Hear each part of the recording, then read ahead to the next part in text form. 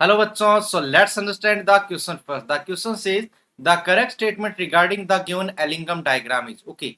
So हमें जो Ellingham diagram दिया हुआ है ये किसके बीच में होता है? पहला क्वेश्चन तो ये डेल्टा जी नोट और टेम्परेचर के बीच में रहता है। ये ग्राफ क्या एक्सप्लेन करता है? ये ग्राफ हमें एक्सप्लेन करता है थर्मल रिडक्शन के बारे में। थर्मल रिडक्शन मीन्स किसी भी मेटल ऑक्साइड का रिडक्शन पर्टिकुलर किस एलिमेंट से हम करते हैं और किस टेम्परेचर पर करते हैं, ये एक्सप्लेन किया जाता है। इसमें आपको एक बहुत इंपॉर्टेंट ध्यान में रखना है पॉइंट कि इसमें जो मेटल ऑक्साइड जो होते हैं वो एक ग्राफ की हेल्प से एक्सप्लेन होते हैं, एक लाइन सी बनी होती है। जैसे ये CU2O की ग्राफ है, ये CO का ग्राफ है, ये ZNO का ग्राफ है और ये Al2O3 ग्राफ है।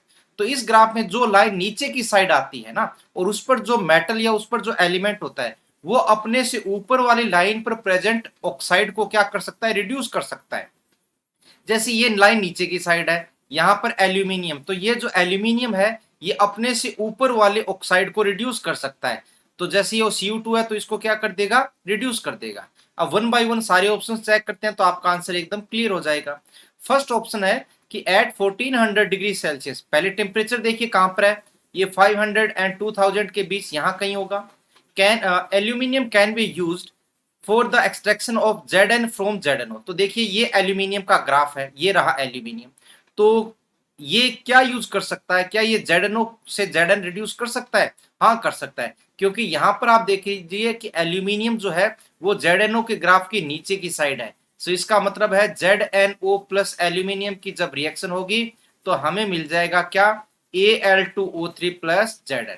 तो इस तरीके से क्या हो जाएगा, ये रिड्यूस कर सकता है। तो ये ऑप्शन एकदम सही हो जाएगा। ऑप्शन नंबर 2 की बात करते हैं। At 500 degree Celsius coke can be used for the extraction of Zn from ZnO।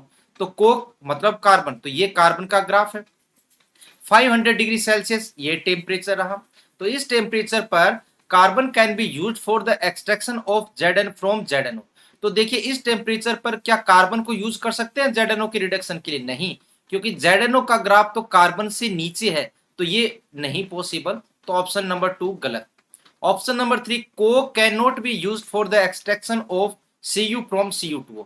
तो ये Cu2O का ग्राफ है और ये कार्बन का ग्राफ है, मतलब कार्बन Cu2O के नीचे है। तो carbon as a reducing agent काम कर सकता है Cu2O से Cu एक्सट्रैक्ट करने के लिए किसी भी टेम्परेचर पर, क्योंकि ये तो पूरे ग्राफ के अंदर नीचे की साइड है। लेकिन यहाँ पर कैन नॉट बोल दिया तो ये गलत हो जाता। ठीक है, गलत हो गया है।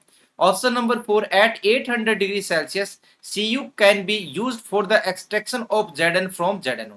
800 डिग्री सेल्सियस को यहां पर होगा, तो Cu can be use for the extraction of Zn from ZnO। तो ये ZnO का ग्राफ है और ये Cu का ग्राफ है।